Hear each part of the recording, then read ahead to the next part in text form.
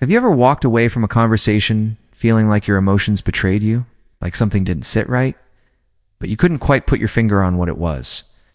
Maybe you started second-guessing yourself, your memory felt shaky, your judgment clouded, and your confidence strangely eroded.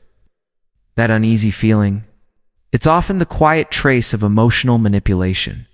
Emotional manipulation doesn't always come dressed in bold warnings or loud alarms. More often, it's quiet. It's calculated. It slides in under the radar through guilt, charm, confusion, and subtle control. It begins so softly that by the time you notice something's wrong, you're already tangled in it. You start wondering, where do my own thoughts end? And where does someone else's influence begin? But this episode isn't just about spotting the people who manipulate. It's about recognizing what happens inside of you when someone tries to twist your reality. Because sometimes the real danger isn't only the manipulator, it's the inner traps your mind lays for you along the way. Traps like self-doubt, cognitive dissonance, or a sense of identity that begins to fracture. We'll explore how emotional manipulation operates beneath the surface, why it's so persuasive, what it really does to your emotional landscape, and why it can leave such a lasting impact. You'll come away knowing how to catch it early, what psychological pitfalls to steer clear of, and most importantly, how to start reclaiming your sense of self, solid, grounded, and unshakable. Whether you're healing from past manipulation or trying to protect yourself going forward, this episode offers you tools, insight, and a better understanding of your own mind. Because self-protection isn't only about seeing through others, it's about seeing yourself clearly. Even when the world around you tries to blur that image, let's get into it. Emotional manipulation is a psychological tactic where someone strategically uses your feelings to gain control, power, or influence, often without you realizing it. Unlike blatant abuse, manipulation hides in plain sight, cloaked in gestures that look like care, affection, or even reason. It doesn't shout at whispers, seducing you with familiarity and subtle pressure. At its heart, emotional manipulation targets your empathy, your fears, your need to feel seen, your wish to be accepted. The manipulator doesn't have to yell, threaten, or push. They just nudge, gently, persistently, until you begin to question your own instincts and take their narrative as your own. In many cases, you end up doing the emotional labor for them. Common tactics include gaslighting, undermining your memory, perception, or sanity, with statements like that never happened, or you're imagining things, leaving you unsure of your own reality, guilt-tripping, leveraging your kindness or sense of duty to sway your decisions, making you feel selfish or cold if you don't comply, love-bombing, showering you with affection, compliments, or gifts early on, to disarm you, and pulling back once you're emotionally invested. Silent treatment, withholding communication or affection as punishment, making you feel anxious and desperate to restore connection. Projection, accusing you of the very things they're guilty of, whether it's lying, jealousy, or manipulation itself, turning the focus away from their behavior and leaving you on the defensive. These tactics aren't always easy to spot because they're not designed to be. That's what makes them so effective and so destructive. What makes emotional manipulation so disorienting is that it often comes wrapped in care. It doesn't begin with shouting or threats. It begins with concern, gentle words, or well-meaning advice. The manipulator may appear invested in your well-being or insist they're only doing what's best for you. They frame their actions as helpful, loving, even necessary. That's why so many victims don't recognize the manipulation until the damage has already taken root quietly, deeply. And it works not just because the manipulator is skilled or cunning, but because you care. You care about maintaining harmony, care about understanding others, about giving people the benefit of the doubt. Want to be fair, patient, kind. But emotional manipulators know this, and they exploit that empathy. They slowly, almost imperceptibly, shift the boundaries of reality. They nudge the lines until suddenly, you're the one who feels selfish, or worse, unstable. Recognizing manipulation starts with awareness. As long as you're caught in the emotional fog, you're reacting, not seeing clearly. But once the patterns become visible, you begin observing instead of absorbing. And that change, subtle as it may seem, is the first real step toward reclaiming your power and breaking free. To truly understand how emotional manipulation works, we have to look inward, not just outward. Manipulators don't invent your vulnerabilities. They identify and exploit the ones that already exist. And those vulnerabilities are rooted in something deeply human, our need for connection. From the moment we're born, our survival has depended on being accepted by our caregivers, our communities, our circles. That need doesn't vanish when we become adults. We still crave approval, safety, love, and belonging. When these emotional needs feel threatened or when we sense they might be taken away, we can become more flexible than we realize. We start adjusting ourselves, even shrinking ourselves, to protect the connection. This is where manipulation slips in. Conflict avoidance also plays a powerful role. Many of us were raised to believe that harmony matters more than truth, that raising concerns risks being labeled difficult. So we stay quiet, we smooth things over. We absorb discomfort instead of challenging it. Manipulators sense this hesitation and use it to gradually redraw the emotional boundaries without ever being challenged. Then there's self-doubt. Nearly everyone carries some insecurity about our value, our memory, our decisions, or our emotional responses. When someone we trust begins to subtly reinforce those doubts, we can start to distrust our own inner compass and lean instead on theirs. And finally, there's hope. It might seem like a virtue, and in many situations, it is. But in the context of manipulation, hope can become a trap. We hold on to the idea that they'll change, that things will return to how they were, that this is just a rough patch. That hope keeps us engaged longer than we should be. But the truth is, we're not weak for being vulnerable. We're human. And the more we learn about these emotional and psychological landscapes, the better equipped we are to protect them. Manipulation doesn't just happen when someone forcefully takes control. It also happens when, little by little, we unknowingly give it away. One of the most disorienting effects of emotional manipulation is how it quietly distorts your sense of self. You don't just feel confused, you begin to forget who you are. At first, the changes are subtle. You might hold back an opinion to avoid conflict. You downplay your feelings to keep the ... You second-guess your gut and lean more on their version of events. You begin to trust their narrative over your instincts, telling yourself they must be right after all. They sound so sure. Little by little, without realizing it, the clear lines that once defined who you are, your values, your voice, your boundaries start to blur. What once felt solid now feels uncertain. This is the beginning of an identity shift, and it's one of the most dangerous, deeply personal outcomes of emotional manipulation. The transformation doesn't come with force, it comes with subtle shaping. You don't notice it happening at first because it doesn't feel like a direct attack. You're just trying to survive, to keep peace, to avoid conflict. You adapt, adjusting piece by piece, till you're no longer acting from your own truth, but from the emotional demands of someone else. You become who you think you need to be. Someone who is easier to love, less likely to be criticized, more acceptable in their eyes. This gradual change can lead to what psychologists sometimes call a borrowed identity, a version of yourself that's been carefully molded to meet another person's expectations, preferences, or control. And the longer you stay in this dynamic, the more that borrowed self begins to feel familiar, even normal. But there's a quiet ache beneath it all, the nagging sense that something essential has been lost. You may find yourself pausing in front of the mirror asking, why don't I recognize myself anymore? Why can't I trust my own thoughts? Aren't signs of weakness or the echoes of long-term manipulation? Manipulation destabilizes your inner compass. It erodes the quiet knowing that once helped guide your decisions and boundaries. But here's the truth. Your true self isn't gone. It hasn't disappeared. It's still within you, buried beneath layers of fear, confusion, and emotional adaptation. Like sunlight behind thick clouds, your identity still exists, waiting to break through.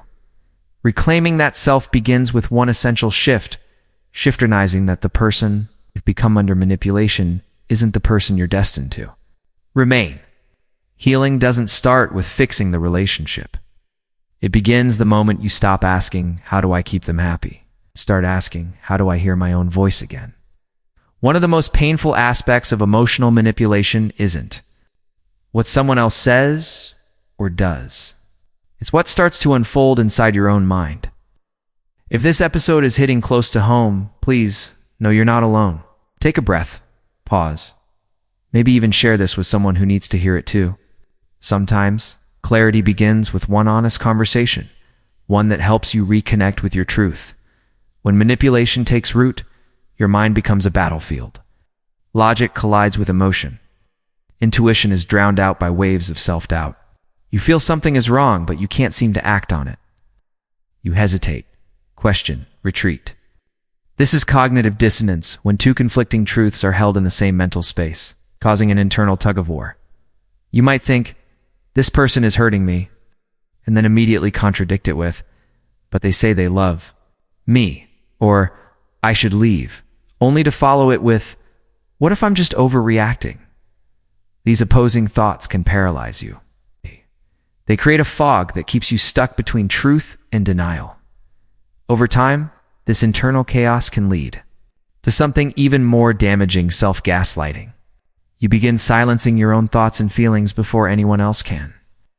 You preemptively dismiss your instincts, telling yourself you're being too dramatic, too sensitive, too emotional. You no longer need someone else to invalidate you because you've learned to do it yourself. You become your own critic, your own censor. And that's precisely what manipulation is designed to do: create enough emotional confusion that you start questioning your reality on your own. Eventually, the manipulator no longer has to distort the truth because you've learned how to do it for them. This internal war is more than exhausting. It's soul-draining. It chips away at your confidence, clouds your ability to make decisions, and leaves you feeling powerless, not only in the relationship, but in your own mind. But here's the truth: confusion is not failure. It's not a weakness, and it's not a sign that you've lost control. In fact, confusion is often your deeper self trying to speak through the noise. It's a signal, not a setback. That discomfort you feel, that tension between what you're being told and what your instincts are whispering, isn't something to dismiss. It's your mind resisting the distortion. And that resistance, that's where your strength still lives, quietly, patiently, waiting to be heard again. The goal isn't to silence all the mental noise right away. That kind of clarity doesn't arrive on demand. Instead, the goal is to begin tuning in, listening for the quieter voice underneath the confusion. The one that remembers who you are before all the second-guessing began. It's the one that still holds your truth, even if it's buried beneath doubt and emotional exhaustion. Emotional manipulation is so effective because it doesn't only influence your external behaviors or choices, it goes deeper. It weaves itself into your internal world. Even long after the manipulator has spoken or acted, your mind continues running the emotional script they planted. And this is where mental traps begin to form: habitual thought patterns that keep you trapped in unhealthy dynamics, even when you start to see them for what they are. Here are some of the most common mental traps to be aware of. 1.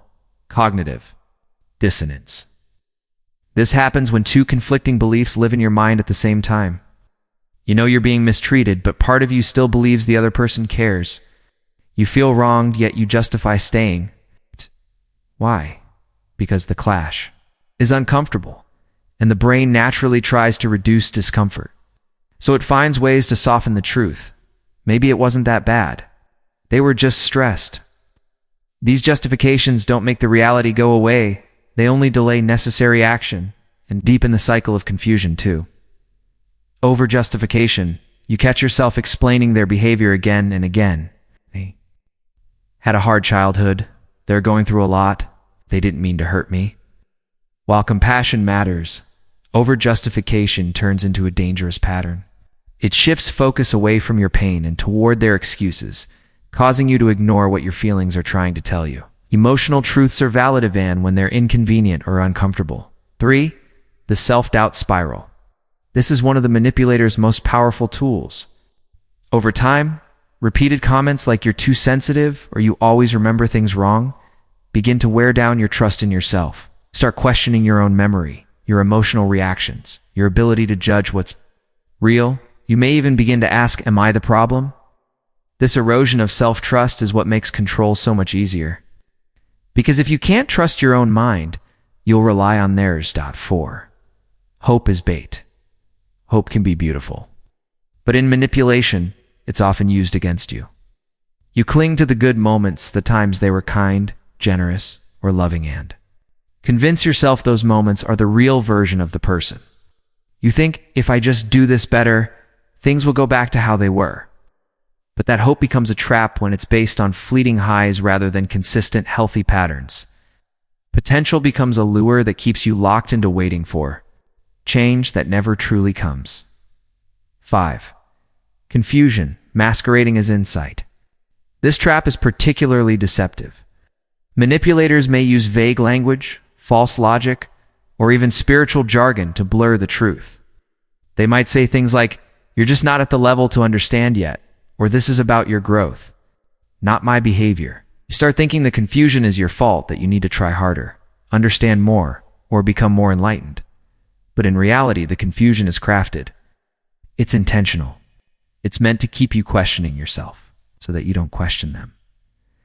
Every journey out of emotional manipulation begins with one thing: a flicker of clarity. It's a single moment where the fog begins to lift, and you see a pattern, not just a single bad day. You stop focusing on isolated incidents and begin to recognize a repeated cycle. It's no longer about one harsh comment or one fight, it's about the constant use of guilt, pressure, silence, and emotional distortion. And when you start to see that everything begins to shift, often this turning point is subtle. It might not arrive like thunder or an explosion, but more like a quiet shift, barely noticeable at first. Maybe it's yet another conversation that leaves you emotionally exhausted, drained to the core, wondering why the same feelings keep returning. Or perhaps it's that small but persistent realization that your boundaries keep getting pushed, crossed, or outright ignored. Sometimes it's the still internal moment when you finally hear your own voice whisper, "This isn't right." And suddenly, that whisper feels louder than all the noise you've been trying to ignore. In other moments, someone from the outside who helps pierce the fog, a friend who gently points something out, a therapist who asks a question you can't shake, or a family member who notices how different you've become. Other times, it's your own body that speaks first. The anxiety that never really goes away. It's a tension that seems baked into your shoulders. The emotional exhaustion that clings to you even after a full night's sleep. Or that numbness, the eerie sense that you're present, but not really alive inside. Recognizing the pattern is like turning on a light in a room you didn't even realize was dark. It doesn't fix everything overnight, but it changes everything. The moment awareness enters the room, you begin to observe instead of absorb. You create a pause. You give yourself space to step back. And in that space, you start to name what's really happening. Naming it is powerful because once you can name manipulation, distortion, gaslighting for what it is, you've taken the very first courageous step toward reclaiming your power. Recognition is not the end. It's the beginning of returning to yourself, of reconnecting with your inner truth. Once you've identified emotional manipulation for what it is, the next chapter is about learning how to shield yourself, not just from others, but also from the internal habits, patterns, and conditioning that made you vulnerable to it in the first place. This isn't about shutting down or building high walls to keep people out. It's about building a shield, something solid yet flexible, something rooted in clarity and self-awareness. 1. Ground yourself in your values. Start by reconnecting with what truly matters to you, not what others expect or demand. Hey, what are? Your core beliefs. What lines will you no longer cross just to keep the peace? Write them down. Make them real. When you're rooted in your own values, it becomes much harder for someone else's narrative to pull you off course. And when you feel lost, those values become your map. 2. Rebuild emotional boundaries. Boundaries aren't meant to punish or exclude others. They're how you protect your sense of self. They're what keep you whole. If someone consistently dismisses, manipulates, or emotionally drains you, it's not only okay, it's necessary to limit how much access they have to your emotional world. You do not owe anyone constant availability, especially when that availability comes at the cost of your well-being. 3.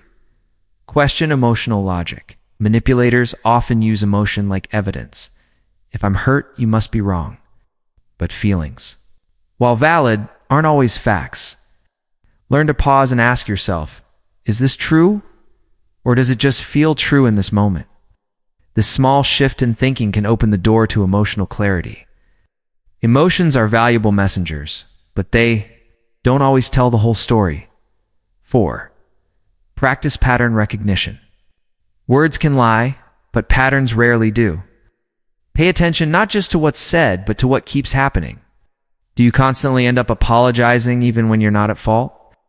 Do you leave most conversations feeling confused or guilty? Manipulation thrives where patterns go unnoticed. Seeing the repetition is how you break free from the cycle. 5. Create reality anchors.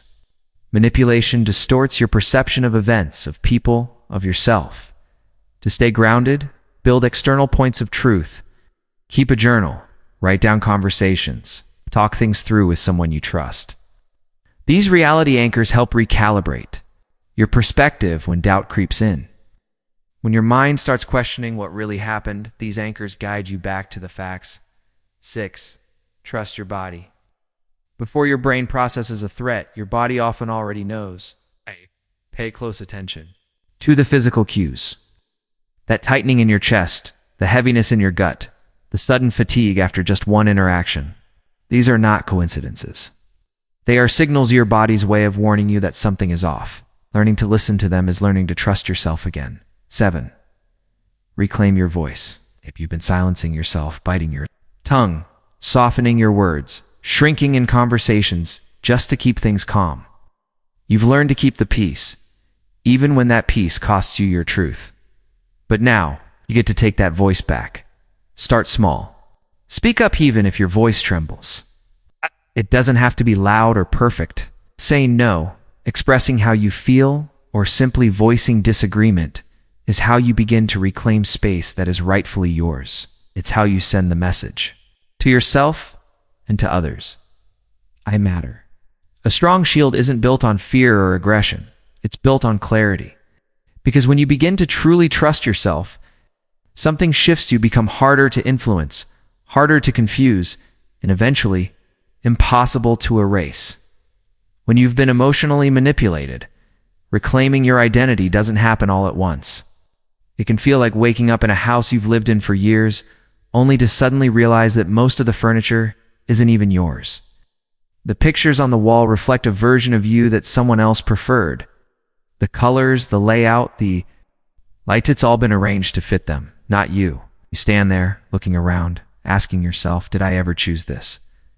You may find yourself hesitating before speaking, pausing before sharing an idea, wondering whether it's truly your own or just something they would approve of.